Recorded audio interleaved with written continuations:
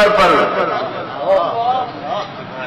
اس دن ایک ایک نبی کہے گا اذهبوا الی غیری، اذهبوا الی اللہ کوئی بھی نہیں کہے. سب میں ذمہ داری قبول کرتا ہوں، اب اس وقت بھی ذمہ داری قبول کرتا ہوں. لائیے بخاری شریف، میں سند بھی پڑھنے کو تیار ہوں، متن بھی پڑھنے کو تیار ہوں، اور سند پر اگر کسی نے کوئی جرح کی ہے تو میں وہ بھی قبول کرنے کو تیار ہوں. اگر سب نے تعدیل کی ہے جتنے بھی اس کی سند کے راوی ہیں تو پھر اس پہ بھی بات کر لیتے ہیں. تمام نبی کہتے ہیں اذهبوا الی غیری، الی اللہ کیوں نہیں کہتے کہ جاؤ اللہ کے پاس؟ وہ اگر آج جبار و قہار ہے تو وہ غفور الرحیم بھی تو ہے نا. وہ لا تقنطوا من رحمت اللہ کا اعلان بھی تو کرتا ہے نا قرآن کے اندر. جاؤ نا اس کے در پر. ایک نبی نہیں کہے گا کہ اللہ کے پاس جاؤ، ہر نبی کہے گا اذهبوا الی غیری، میرے سوا کسی اور کے پاس چلے جاؤ، اور کے پاس چلے جاؤ، اللہ کے پاس نہیں. تو ہم ایک ایک در پہ تلاش کرتے رہے ایسے قائد کو، ایسے مرشد کو، ایسے لجبال کو جو اپنا دامن پھیلا کے کہے کیوں دھکے کھا رہے ہو، میں ہوں نا.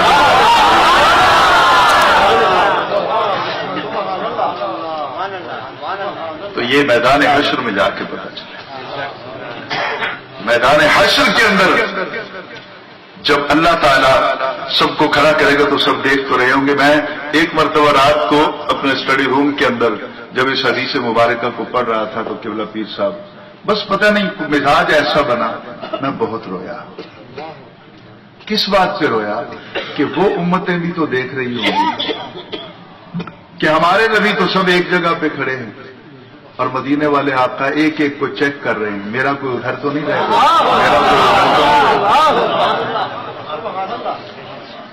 اور غالباً آپ ہی کے ڈی جی خان میں کسی لیکچر میں یہ حدیث مبارکہ پیش کر چکا ہوں یا نہیں. بخاری شریف کے اندر حدیث ہے کہ جب بالکل آخر ہو جائے گی اور جنت کا دروازہ کھل جائے گا،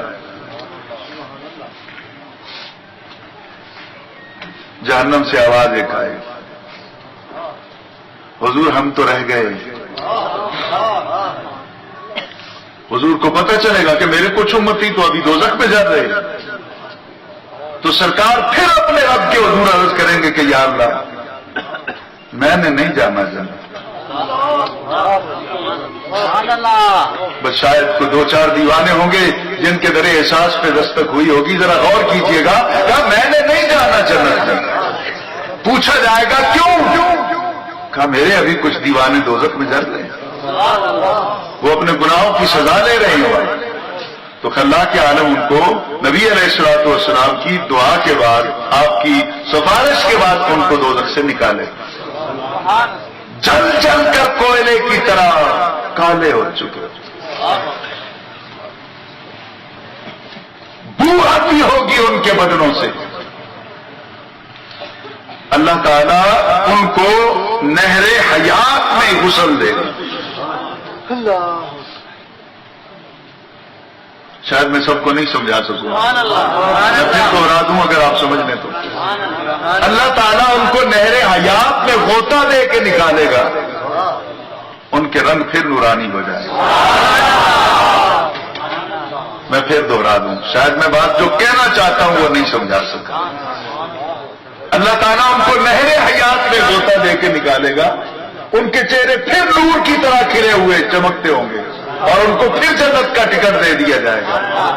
میں اب بھی نہیں سمجھا سکا، میں پھر عرض کر دیتا ہوں. اللہ تعالیٰ ان کو دوزخ سے نکالے گا اور نہر حیات میں غسل دے گا، پھر ان کو جنت میں بھیجے گا.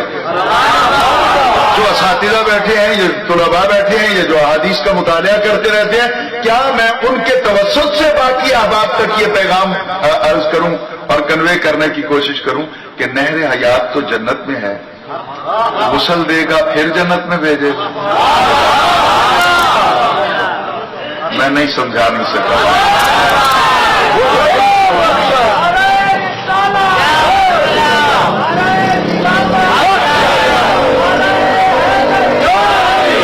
یہ تو وہی بات ہوئی نا کہ میں جکھڑ امام شریف چلا جاؤں حضرت صاحب سے ملنے کے لیے، تو پہلے ملوں اور پھر آستانے میں داخل ہوں؟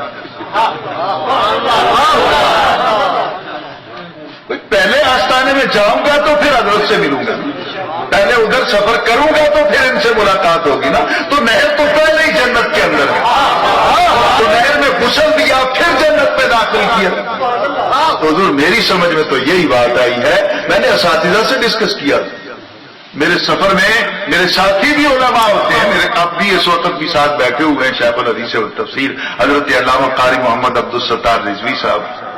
ایک ساتھی میرے ہیں جو گاڑی میں موجود ہیں، ہم راستے میں بھی یہی ڈسکس کرتے رہتے ہیں، بک ساتھ لے کے چلتے رہتے ہیں. ہم تو اس نتیجے پر پہنچے ہیں کہ اس دن اللہ تعالیٰ اپنے محبوب کی شان اور نبی کے نوکروں کی شان دکھائے گا کہ جنت میں بھیجنے سے پہلے ان کو نہر حیات میں غسل دینا ضروری ہے. تو کہا ان کو وہاں مت لے جاؤ، نہر کو یہاں لے آؤ.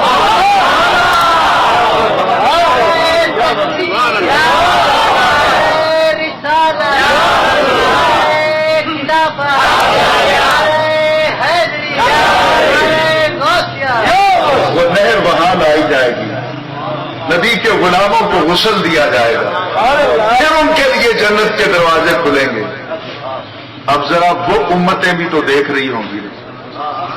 اب میں کسی نبی کی توہین نہیں کر رہا، اللہ تعالیٰ مجھے معافی عطا فرمائے، لیکن ایک بات ضرور کہوں گا کہ وہ امتی بھی سوچتے تو ہوں گے کاش ہم بھی تیرے ہوتے،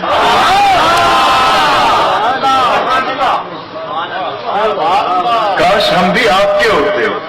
اور امتی کیوں نہ کہے کہ کاش ہم بھی آپ کے ہوتے، جبکہ ان کے نبی کہتے ہیں کہ یا اللہ جو کچھ تو نے عطا کر دیا بہت زیادہ ہے، کاش ہمیں اپنے محبوب کا امتی بنا دے، اپنے محبوب کا نوکر اور محبوب کا غلام بنا دے. یہ انبیاء کرام بھی اللہ تعالیٰ کی بارگاہ میں التجا کرتے ہیں. اب ایک اور دو نظائر جناب کی خدمت میں عرض کروں اور پھر میں آگے لے کے چلوں. آج کی نشست میں ہم نے سیدنا امام حسین سب کہہ دیجیے رضی اللہ تعالیٰ عنہ اور سیدنا عمر فاروق رضی اللہ تعالیٰ عنہ کہ مابین جو ایک تعلق ہے، میں نے وہ عرض کرنا ہے، پھر میں نے آپ سے اجازت دینا. اب وہ حوصلے نہیں رہے، اب عدالت مستقل ہے تو اس لیے وہ 3-3 4-4 گھنٹے والا لیکچر اب تو نہیں دے سکتا ہوں. بہرحال پھر بھی اپنی طرف سے نوکری پوری کروں گا. اب دھیان سے حضور میری بات کو سنیے گا. قرآن مجید فرقان حمید کی ایک اور آیت ہے جو حیران کر دینے والی. حضرت سیدنا ابراہیم علیہ السلام کے حوالے سے حفاظ یہاں پہ تشریف فرمائے.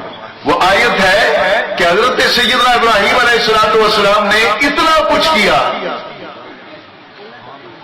بہت مشکل ہے صحیح آگ میں کود جانا، بہت مشکل ہے جوان بیوی کو اور بیٹے کو تنہا چھوڑ کے واپس لوٹ جانا، بہت مشکل ہے اپنے بیٹے کی گردن پہ چھری رکھ دینا.